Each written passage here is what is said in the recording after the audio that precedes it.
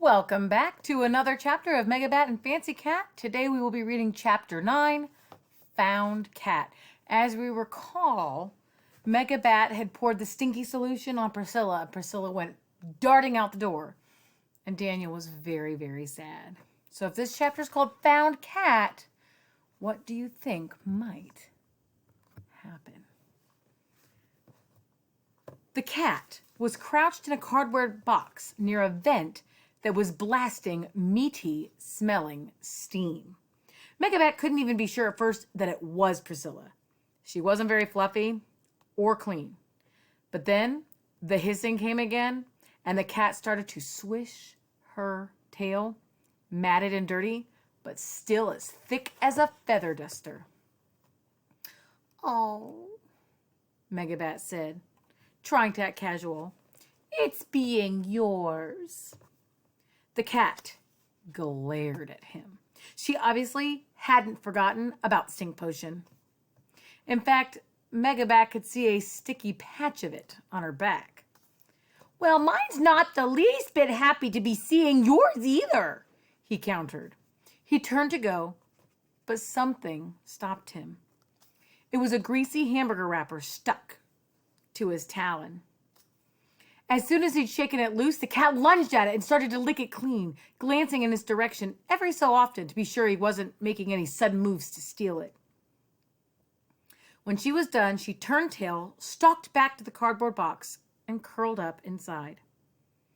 "Well," MegaBat said, trying to sound more certain than he felt, "yours is seeming right at home here."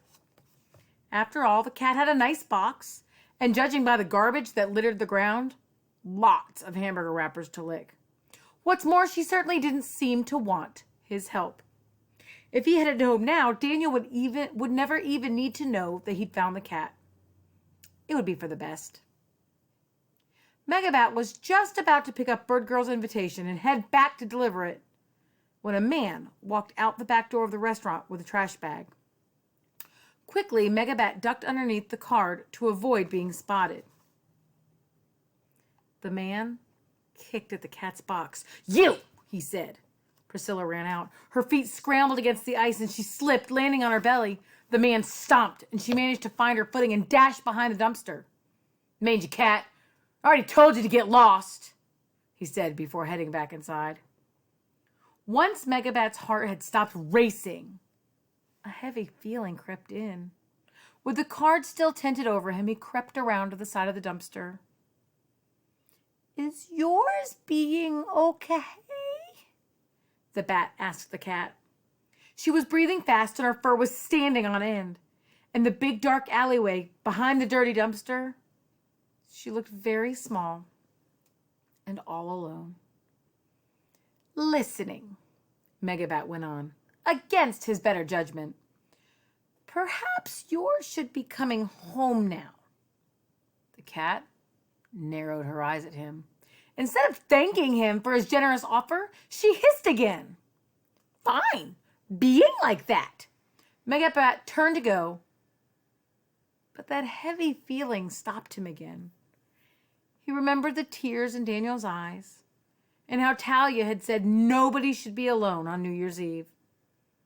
As much as he disliked the fancy cat, she didn't deserve to eat trash in an alley and be yelled at by a box-kicking man. Nobody did. "Yours won't have to be eating garbage anymore," MegaBat tried. "And Daniel's house is being nice and warm." At that, the cat sauntered back to her box. MegaBat had never met a prouder, more maddening animal. She thought she was so special, didn't she? Suddenly, he knew exactly what to do. Still carrying the party invitation like a tent over his head, MegaBat followed the cat. "Fine," he said. "Staying here if yours wants. Just before mine goes, one question." The cat ignored him. But MegaBat pressed on. "Daniel is asking it mine to invite yours to do a great honor, a very important job." That got the cat's attention. tonight is being New Year's Eve, and ours is having a party, seeing? He was about to hold up Bird Girl's invitation to show her, but he thought better of it at the last second. Scusi. MegaBat turned his back on the cat and dipped one wingtip into the still wet glitter glue that Daniel had used to decorate the border. He carefully covered the word Bird Girl with the word cat. Then he cleared his throat and presented the invitation with a little bow. Looking, he pointed to the letters. Yours is invited to being our guest. New Year's Eve is the fanciest night of the year, so ours is needing the fanciest guest. The cat stared at him, unblinking. For fact, the bat went on, this is saying Cat will be being the guest of honor. The cat emerged slowly. She sniffed the card.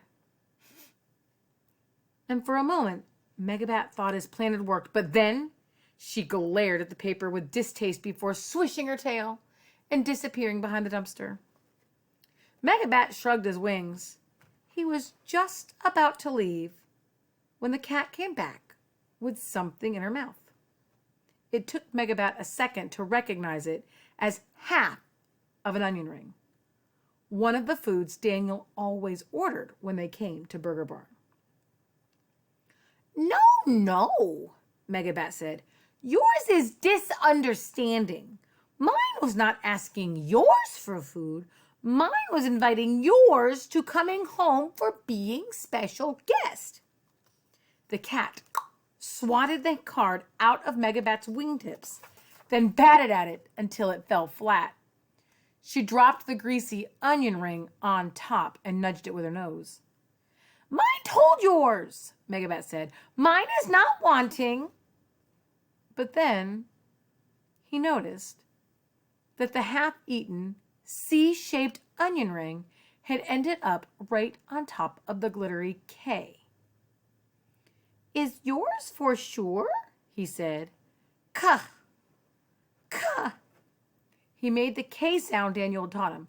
Cat is most definitely starting with a K. The cat nudged the onion ring again, and now that she mentioned it, MegaBat wasn't so sure. Letters were sneaky. Sometimes C did try to fool you by making a K sound. Perhaps she was right. And even more surprisingly, he realized with a shock, perhaps Priscilla could read. MegaBat couldn't help but look at the cat with just a little bit of admiration. Okay, fine then, cat with a C, he conceded. Will yours be coming home? The cat tilted her head to one side, like she was waiting for a slightly better offer. Peas? He said reluctantly. And that did the trick. And that's the end of chapter 9. We only have one more chapter to go before we finish MegaBat and Fancy Cat. All right, guys, thanks for listening.